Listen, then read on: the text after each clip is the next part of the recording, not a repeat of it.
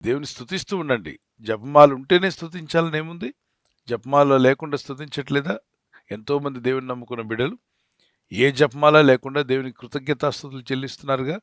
దేవుని మహింపరుస్తున్నందుకు బైబిల్ చదవండి. 1000 నామములు దేవుని నామముల పుస్తకం ఉంది.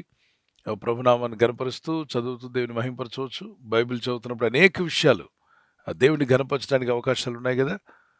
మరి ఎప్పుడు ఆ మాలుంటేనే స్తుతిస్తాం. మాల పోయిందనుకోండి, ఎక్కడైనా కనబడకుండా స్తుతి ఆగిపోయినట్టేగా. కాబట్టి మాల మీద ఆధారపడి స్తుతించడం కంటే మాల లేకుండా స్తుతించండి. మీ హృదయంలో నుండి దేవుని అందుకే యెహోవాను స్తుతించువాడు అన్నాడు.